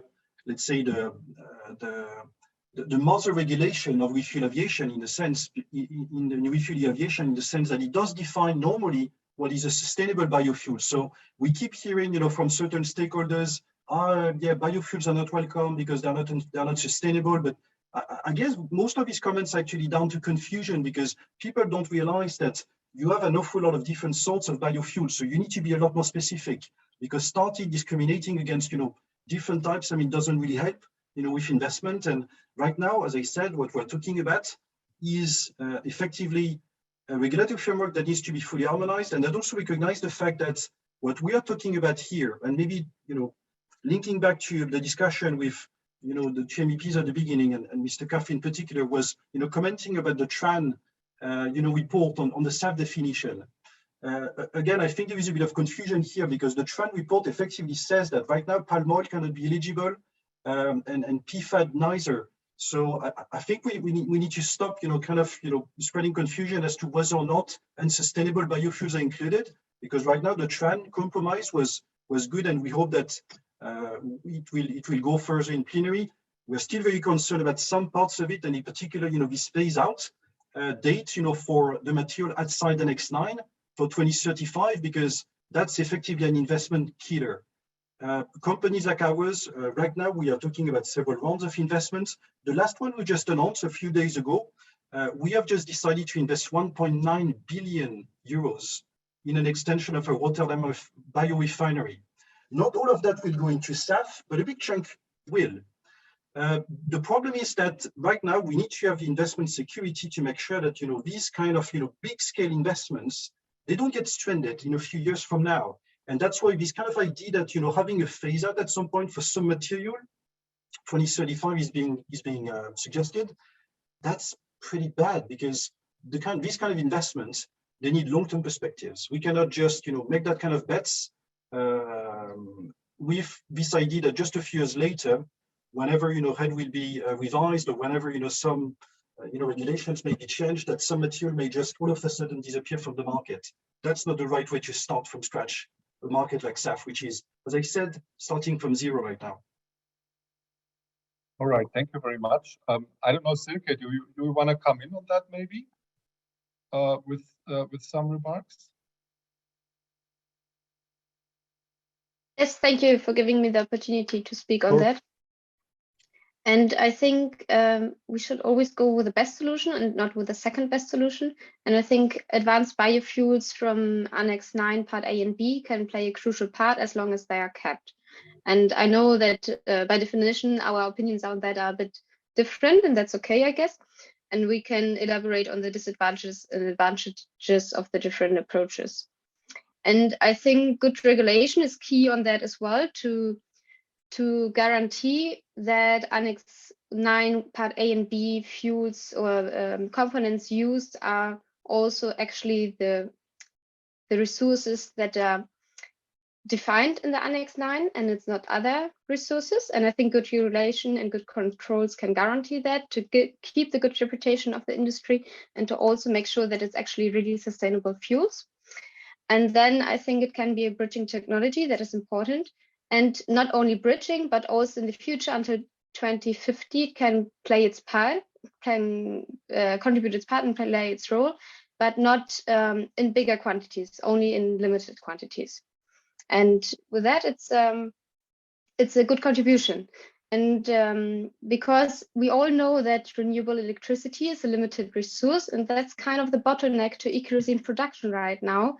And advanced biofuels, Annex 9, Part A and B, can play its role to help out until we have more and at some point enough renewable electricity. And of course, people say that renewable electricity, we can use territories that have a lot of sunlight or very favorable conditions for renewable electricity production. That is not in Germany, that is not in Europe.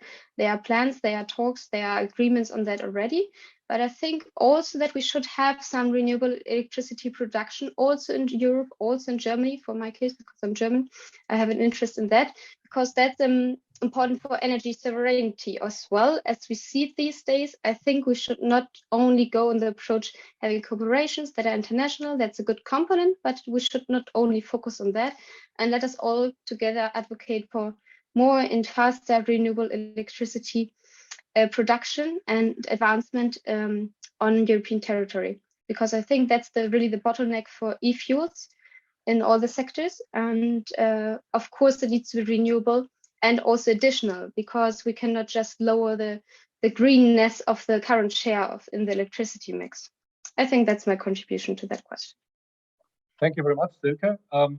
I think that would be another opportunity to bring David back into the discussion for a moment, because from an American and actually a global perspective, which you see also representing, how you judge this debate we have in Europe about that, which you just saw actually, and what is the American approach here? Would be interesting actually.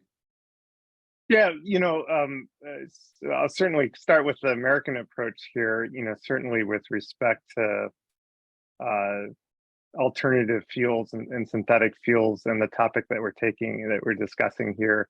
Largely, the U.S. perspective has, largely embraced biofuels as a production, as an acceptable mean and acceptable feedstock for the basis of renewable fuels. In fact, really a lot of the programs, both compliance programs, incentives programs, were built on the backs around using biomass, and they're ever present within the policies and overall structures in the US. And so you see concepts moving around eFuels, RFNBOs, and hydrogens looking like a new actor or a new technology at play that doesn't fit the natural mold of those existing structures in programs. And so US, frankly, relative to Europe, I would contend has some work cut out to do from a policy perspective on looking to advance some of these new technology, or to incorporate some of these new technology advancements within the overall thinking and within the overall portfolio of renewable fuels overall. All right, thank you very much. Maybe I would like to bring in also Martin again. Since not being totally familiar with the overall work CEO is doing, do you have any work on synergy effects of the different sectors? Because, for example, we also have a question from the audience asking if there are any synergies available between e-kerosene and maritime shipping fuels, for example. Is there anything you could add to that, Martin? And that's a very good point, and we're currently considering such things. What we have been looking at the past is rather the interaction between other transport sectors becoming more green, such as the rail sector, and then practically the interaction between those and the capacity of the rail sector to absorb some of the short distance travel. With regard to the purchasing of e-fuels, and that is definitely going to bring an upward price pressure, and I guess that also would be then what David was referring to. It seems that the overall, or that the US strategy in aviation seems to be much more reliant on SAF blending than the overall strategy pursued by the European Union. So I can imagine that US airlines are going to have a much higher demand, and therefore than European Union airlines, which also have other pillars in that mix. And that's also something we've been working on, which is the more wider context of practically SAF as being one pillar in achieving green aviation in terms of Destination 2050 in a long-term net zero strategy, which also requires substantial improvements in fleet renewal, for example. Yeah. All right, thank you very much. And Laurent already raised his hand, which he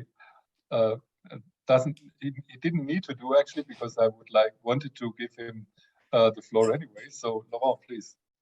Yeah, thank you, Ralph, and everybody. Just two thoughts. I mean, as we were discussing this, obviously, the temptation is very big to try to get the legislation perfect. But I'm also understandable that there's so many industrial and legal and social questions also that will have to be refined in the next years, that we have to admit that it will be very hard to get it perfect in the first years. And I think there we'll have to give credit also to the legislators, that there may be some see you back later kind of clauses that would allow us to perfect the legislation in the next few years. And that I think that's the first element, and possibly even when it comes to ReFuelEU, even before the SAF mandate actually kicks in 2025, we maybe even see ourselves in a situation where most of these discussions are going to be on the table again. That's the first thing. The second thing that I want to bring in, and I think it was in reaction to the points made by Samuel at Neste on the balance between measures at national level, European level, and global level. As you know, that there has been a strong demand by some Scandinavian, possibly Benelux states, to allow member states to go for higher targets for RFNBOs at national level. I think we very much understand that not everybody, across the 27 member states will be in the same situation, produce RFNBO, but we also have to find the right balance between going ahead faster for some sectors, but also making sure that we don't create problem elsewhere. A situation, for example, we may find, let's say, I don't know, a 4% RFNBO in Malmö, but 0% in Copenhagen is not particularly good either. It will also create intra-European distortion of competition. And to bring it to even a wider perspective, I also want to make sure that we keep in mind, and I think this is mostly for David, also we keep in mind the global perspective. EU is very much priding itself for setting the stage and setting the agenda when it comes to future legislation on climate and energy. But unfortunately, whether we like it or not, most of the world still sees differently, and especially in the light of the Ukraine crisis, it would be very difficult to get everybody on board. I think there, it's very essential that we start also by making sure that the global aviation industry sees eyes to eye about where we want to be in terms of CO2 emission in 2050. That we have agreement on standards for eligible fuels. One of the big concerns that we have as European airlines that we may be picking up fuels in, I don't know, San Francisco, for example, in New York, but the fuel that we're going to pick up there is not going to be certified against the red, which is the reason, the main reason that the Renewable Energy Directive will give us to be able to zero rate our SAF. Because in San Francisco, unless the fuel producer decides otherwise, the fuel is likely to be certified against ICAO standards and not against European standards.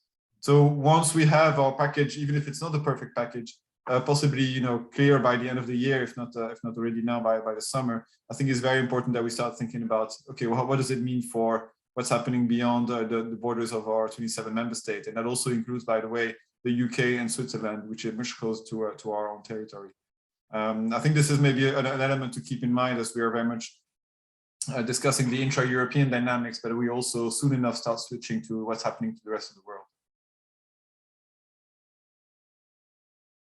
That was actually just about to be final words. So I would suggest, because we are actually also running out of time, that every speaker just takes the floor for 2 minutes and to give us a wrap up on maybe your two major wishes when it comes to ReFuelEU Aviation and the regulatory framework and the decisions for next week. Maybe Silke, you want to start? Yes, thank you. To Laurent, I wanted to come back to you and add to that I think countries that regulate the e-kerosene market also have an incentive to put the blending mandates at somewhat high, because that means that they foster the e-kerosene production industry in their country. For example, in Germany, there is a lot already. So Germany has an interest to keep the branch in Germany or foster it in Europe, to have a knowledge cluster there as well, and to also have the talents that produce and that improve this technology here. And this creates a lot of jobs as well. And I think we should not miss this opportunity in Europe to develop the technologies here, because with other technologies in the past, sustainable technologies in the past, it has already happened that Europe was not so much proactive on that, and then it went to other countries. And I really should think that we should not let this opportunity go away so quickly.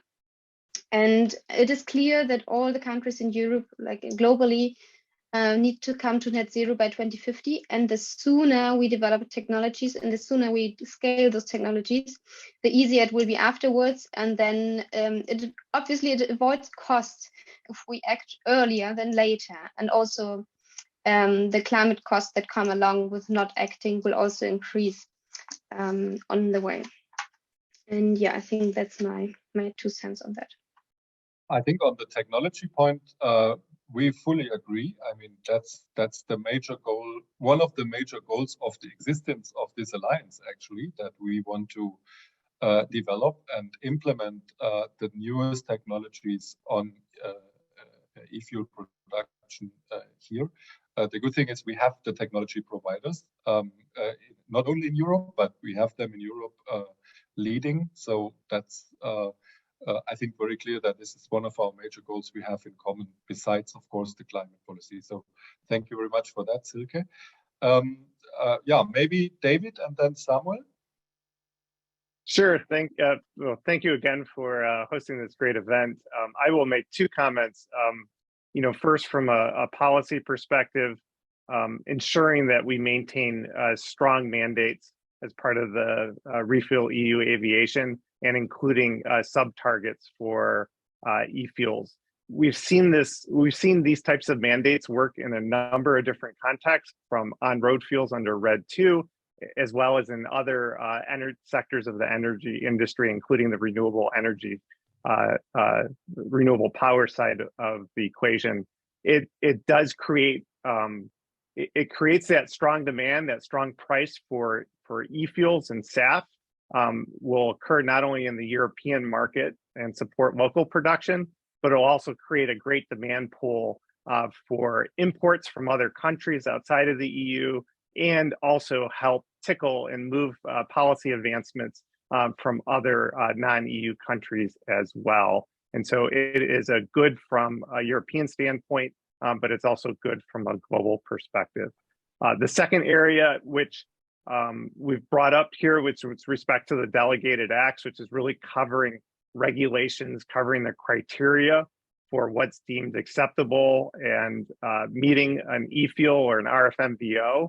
The Commission has got a real delicate job of putting in what really needs to be clear, fair, and non-discriminatory rules in place for the definition of eFuels so that they can apply both if you're doing production in the EU as well as internationally. And I think there's, within the existing draft rules that came out here over the last few weeks, there's definitely some issues that need close attention, especially around the source of CO2 issues, around use of industrial CO2 for CO2, as well as a number of issues around ensuring that you have proper definitions and clear understanding for how to apply the rules, again, whether you're doing production in the EU or elsewhere.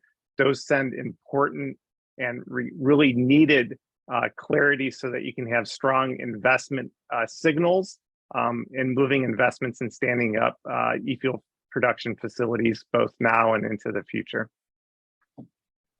Thank you very much, David. Actually, that answers the question of Matteo, which was sent to you in the chat. So thank you very much. Samuel, you have one question in the chat. I didn't know in the Q&A if you saw it. It's also about the delegated acts. You don't need to refer to that now, but maybe you can answer it after your last remarks, also in the text for Georg Markovs. I'm happy to do that. Samuel, please. Yeah, honestly, I haven't seen the question in the chat, so we'll have a look later. No, I mean, closing remarks. I mean, first of all, I wanted to praise this group. I mean, for actually kind of sitting on the same boat, which it doesn't necessarily happen so often in Brussels. I mean, it's not so often on roundtables in Brussels that you would have a consensus around an entire panel that more ambition is good, and I think that that's refreshing. So I think all of us need to be praised for that. Obviously, we may also think slightly differently depending on which side of the equation we are. We may also not necessarily have the same level of requirements, or we may not necessarily look at the same things. But just one blind spot that we really need to address. I've tried to see it before, but I think it's still worth saying it again. We need to be careful with the yes but or yes if. Good, but that's not how you construct a business. That's not how you construct a market. We need to have a clear-cut definition of what is good. As far as we are concerned, we have the definition in the red. It's red compliant renewable fuels do bring unquestionable benefits compared to fossil, full stop. So if we start, putting in some, limits, restrictions, phase out, caps here, yes, but, well, you effectively play the game of fossil fuels. We need to remember that. The only alternative to these sustainable HEFA, SAF, are just fossil fuels. Is it what we want? I don't think so.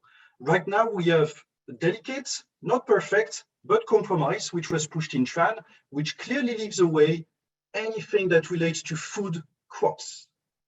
The only eligible feedstocks right now in that definition are zero ILUC waste and residue material, whether they are in Annex 9 or not. Okay, we need to be consistent. So that's a very strong signal. But I would also extend the same kind of thinking to e-fuels, because the risk is already there as well. So I just wanted to raise the flag, and somewhat, David was also going that direction. We need to make sure that the perfect does not become the enemy of the good. Because when I read, and I've seen it, several times in different committees in the parliament, that, for instance, the future of e-fuels are direct air capture only, for instance. Okay, one part of myself is saying that is a great, fantastic technology, but right now it's a marginal part of the market. It's very expensive, and the ramp up in terms of, technologies that can produce that kind of CO2 is not there. We have an awful lot of industrial, unavoidable CO2 emissions on the market. Let's make good use of that. It happens to be cost efficient, so let's keep an open mind. Overall, the objective is to have as many of these sustainable SAF solutions on the market, not restrict some of them. That's my closing remarks. And then I will have a look at the question in the chat. Thank you very much. And I hand over directly to Martin, please. Thank you, Ralph. Thank you, everybody, for the attention and yeah, for inviting me here. I have to agree with the people who said before me, there is a substantial amount of risk moving forward, and those risks cannot be borne by the industry alone. What we know from just market incentives, that like practically there is risk which like the private sector cannot take. Those risks then need to have some sort of market support by the government to make this feasible. And since this transition is in all of our interest, there needs to be some mechanism found which practically enables that, but also avoids competitive distortion, which practically would harm the local aviation sector, but also the producers of SAF.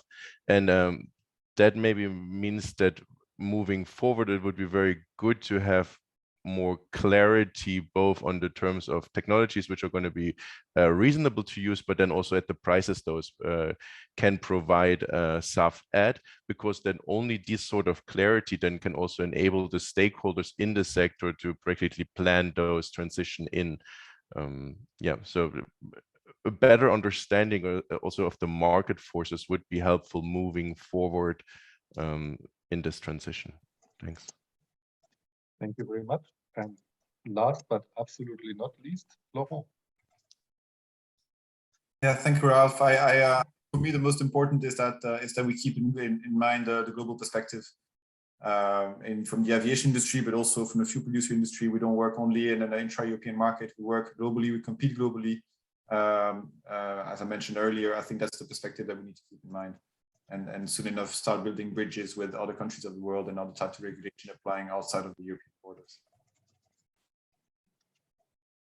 Think global. That's I think in general something we should keep in mind when it comes to eFuels, because it doesn't matter where we use it, we will need so high amounts of these fuels in several sectors.